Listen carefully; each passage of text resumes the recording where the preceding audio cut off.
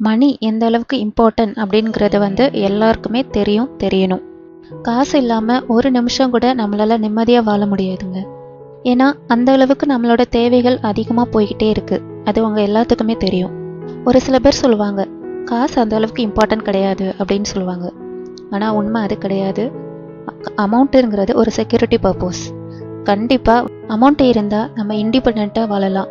நமக்கு பிடிச்சவங்களுக்கு ஏதாவது வாங்கி கொடுக்கலாம், உங்களுக்கு பிடிச்சதை வாங்கிக்கலாம். அமௌண்ட் இல்லை அப்படின்னா நம்மளை யாரும் மதிக்க கூட மாட்டாங்க.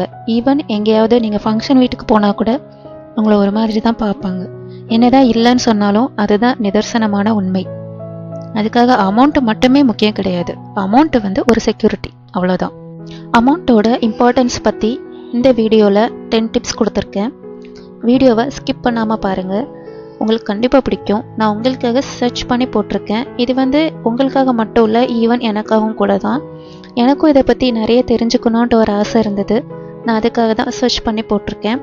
நம்ம வாழ்வாதாரத்துக்கு ரொம்பவே முக்கியமான டாப்பிக்கும் கூட. ப்ளீஸ் வீடியோ ஃபுல்லாக ஸ்கிப் பண்ணாமல் வாங்க வீடியோக்குள்ளே போகலாமா? Welcome to my channel Brinda vlog diaries. Number 1, save பண்ணுறத ஹேபிட்டாக வச்சுக்கோங்க. நம்ம வீட்டில் மாத சம்பளத்தில் கிடைக்கிற சின்ன சின்ன அமௌண்ட்டை சேவ் பண்ணி வச்சுக்கோங்க. அது ஈவன் 5 ருபீஸாக இருக்கலாம், 10 ருபீஸாக இருக்கலாம், 20 ருபீஸாக இருக்கலாம். எவ்வளோ ருபீஸ் உங்களால் முடியுதோ அதை மந்த்லி சேவ் பண்ணி வச்சுக்கோங்க. சேவ் பண்ணி வைக்கிறது என்றைக்குமே நமக்கு ஹெல்ப்லெஸ் ஆகாது. என்றைக்குமே ஹெல்ப்ஃபுல்லாக தான் இருக்கும். எந்த ஒரு சுச்சுவேஷன்லையும் அந்த அமௌண்ட்டு ஹெல்ப்பாக இருக்கும். Tip number 2, daily expenses note பண்ணுங்கள். நம்ம வீட்டில் டெய்லி செலவு பண்ணுற ஒவ்வொரு எக்ஸ்பென்சஸையும் நோட் பண்ணுங்கள். சின்ன செலவாக இருந்தாலும் சரி, பெரிய அமௌண்ட்டாக இருந்தாலும் சரி, கண்டிப்பாக நோட் பண்ணி வைங்க. நீங்கள் நெக்ஸ்ட் மந்த் நீங்கள் அதோட டிஃப்ரென்ஸ் என்னங்கிறத பாருங்கள். உங்களுக்கே அழகாக நீங்களோட எக்ஸ்பென்சஸை கம்மி பண்ணுவீங்க. டிப் நம்பர் 3, நெசசரி திங்ஸ்க்கு மட்டும் அமௌண்ட் ஸ்பெண்ட் பண்ணுங்கள். நான் பண்ணியிருக்கேன் இந்த தப்பை. அதாவது நம்ம நினைப்போம், ஒரு லிஸ்ட் போட்டு வச்சுருப்போம். மார்க்கெட்டுக்கு போகும்போது நம்ம வேறு மாதிரி வாங்கியிருப்போம், கம்ப்ளீட்டாக வேறு வாங்கியிருப்போம். வீட்டுக்கு பார்த்தா நமக்கு எது தேவையோ அதை வாங்கியிருக்கவே மாட்டோம். இதுதான் கண்டினியூஸாக பண்ணிகிட்ருக்கோம். டிப் நம்பர் 4, ஆஃபர்ஸ் பார்த்து ஸ்மார்ட்டாக ஷாப் பண்ணுங்கள். ஆஃபர்ஸ் எல்லா கடையிலையுமே சம்டைம்ஸ் போட்டிருப்பாங்க. அந்த ஆஃபர்ஸ் டைம் நம்ம ப்ராடக்டை எடுத்தோம் அப்படின்னா நமக்கு ரேட் கொஞ்சம் கம்மியாகும். ஆனால் அதில் ரொம்ப முக்கியமான ஒன்று, நம்ம குவாலிட்டியாக பார்த்து எடுக்கிறது தான் நம்ம கையில் இருக்குது. Tip number 5, monthly budget ready பண்ணுங்கள். அதாவது மந்த் எண்டில் அல்லது மந்த் ஸ்டார்டிங்கில் போன மாதம் எவ்வளோ செலவாயிருக்கு, எவ்வளோ அமௌண்ட்டை நம்ம வேஸ்ட் பண்ணியிருக்கோம், எவ்வளோ அன்வான்டாக நம்ம வாங்கியிருக்கோம் அப்படிங்கிறத நீங்கள் கண்டிப்பாக மந்த்லி பட்ஜெட் போட்டு தான் ஆகணும். செலவுங்கிறது பெரிய எக்ஸ்பென்சஸ் மட்டும் இல்லை. நம்ம சின்ன சின்ன 1 டேக்கு காஃபி குடிக்கிறதாகட்டும், சின்ன சின்ன அமௌண்ட்னால அது செலவு தான். 1 டேக்கு நமக்கு பெருசாக தெரியாது, ஆனால் அதை மந்த் எண்டு கால்குலேட் பண்ண பார்க்கும்போது அதுவே பெரிய அமௌண்ட்டாக தான் தெரியும். டிப் நம்பர் 6, எமர்ஜென்சி ஃபண்ட் ரொம்ப இம்பார்ட்டன்ட். இதுதாங்க ரொம்பவே முக்கியமான ஒரு எமர்ஜென்சி அமௌண்ட். தனியாகவே மந்த்லி உங்களால் எவ்வளோ முடியுதோ, ஈவன் 10 ருபீஸ், 200 இல்லை 100 ருபீஸ், 500 இந்த மாதிரி சம்திங் போட்டு வைங்க.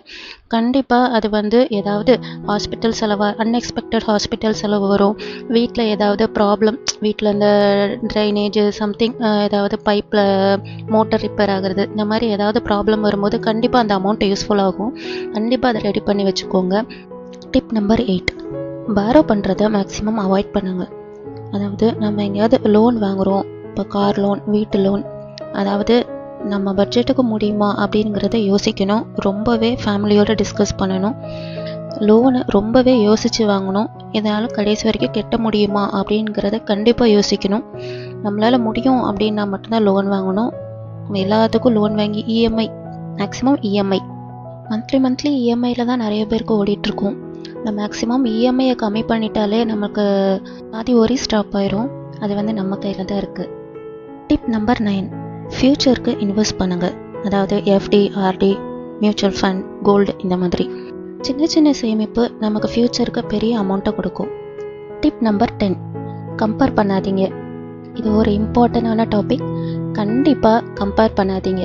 நீங்கள் உங்களுக்கு கீழே இருக்காங்க, உங்களுக்கு மேலே இருக்காங்க அப்படின்ட்டு யாரையை பற்றியும் நீங்கள் கம்பேர் பண்ண தேவையே கிடையாது. உங்கள் லைஃப்பில் நீங்கள் எப்படி மூவ் ஆன் ஆகுறீங்களோ அதுபடி கரெக்டாக மூவ் ஆன் ஆகிக்கிட்டே இருங்க. அவங்க இப்படி இருக்காங்க, அவங்கள விட அதிகமாக வாங்கணும், இவங்க எப்படி இருக்காங்க, இவங்கள விட அதிகமாக வாங்கணும், அந்த மாதிரி யோசிக்கவே யோசிக்காதீங்க. பொருள் வந்து நம்ம தேவைக்காக வாங்கணுமே தவிர அடுத்தவங்க வாங்கியிருக்காங்க அதை விட அதிகமாக வாங்கினோம் அப்படிங்கிறதுக்காக இல்லை. இந்த 10 டிப்ஸும் லைஃப்பில் ரொம்பவே இம்பார்ட்டண்டான டிப்ஸுங்கிறத நான் நினைக்கிறேன். நீங்கள் எப்படிங்கிறத எனக்கு கமெண்ட் பாக்ஸில் சொல்லுங்கள். வேறு என்ன டாபிக் பேசலாம் அப்படிங்கிறதையும் சொல்லுங்கள். கண்டிப்பாக நான் லேர்ன் பண்ணிவிட்டு வந்து நான் உங்களுக்கு ஷேர் பண்ணுறேன். உங்களுக்கு எது தெரியுதோ அதையும் எனக்கு ஷேர் பண்ணுங்கள். இந்த மாதிரி வீடியோ கண்டினியூவாக போடணும் அப்படின்னா கண்டிப்பாக சப்ஸ்கிரைப் பண்ணி சப்போர்ட் பண்ணுங்கள். தேங்க்யூ.